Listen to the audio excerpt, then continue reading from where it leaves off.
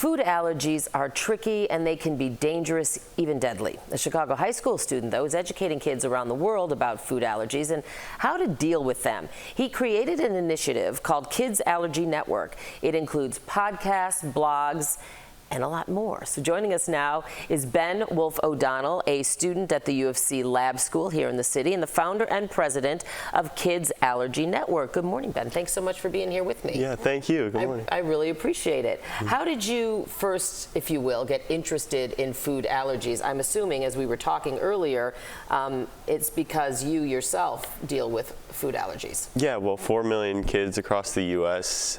Deal with food allergies. I myself have a peanut allergy, and during COVID, I was lucky enough to receive treatment to mitigate my allergy. But during that process and even beforehand, I felt very alone with my allergy. Yeah. So I wanted to found Kids Allergy Network to help kids feel less alone and find community with their allergy. So what exactly does Kids Allergy Network do specifically, and what are some of the projects you're working on as well? We have an online platform. We've done podcasts, blogs, and interviews. We've interviewed a Chicago Blackhawks player with celiac disease, which is a food restriction for gluten.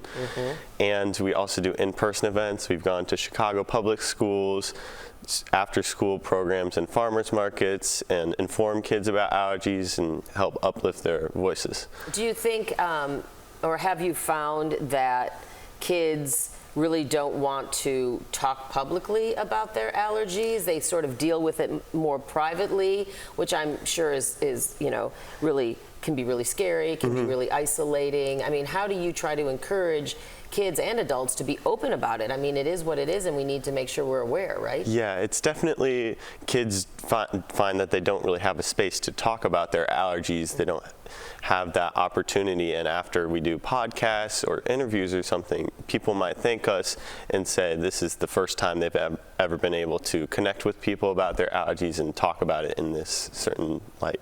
So that must make you feel really good. Yeah, definitely. Yeah, because you're having an impact, right? Yeah. How has it helped you? It's helped me, like, with leadership opportunities. I've never been able to start a program like this before, so I'm learning as I'm going, recruiting people and teaching them what to do, as well as a new experience for me. I know that in the last 20 years specifically, talk about food allergies has increased. There's been more awareness. There's been more campaigns.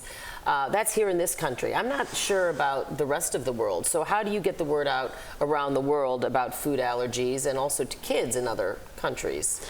Definitely our online platform. You know, it's a digital age. People are reaching out through Instagram, YouTube, and we're getting this audience from around the world. We can see it through our analytics, and we're using those connections to get blogs across the world. We have blogs from Asia and across the country, which is super great. Yeah, that I can't imagine. I mean, did you go into this with the intent of being worldwide? Definitely not. I just had a few of my peers express interest, and I'm super shocked to see the thousands of people connecting with our mission. So a little surprised by your success. Yes, of course. So what's next for you?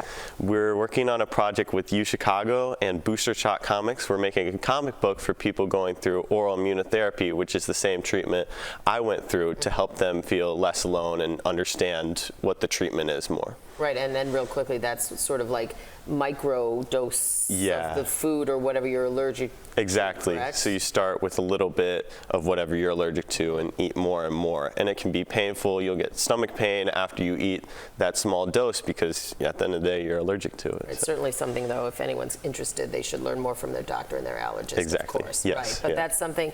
Well, Ben, thank you so much for being here. Thank you. That's great. I mean, it's a really relevant subject. Exactly. You know? And like I said, and it's not an exaggeration, it can be deadly. So it's really, really important to talk about it. So again, Ben Wolf O'Donnell, thank you so much, and good luck in your future endeavors. Thank you.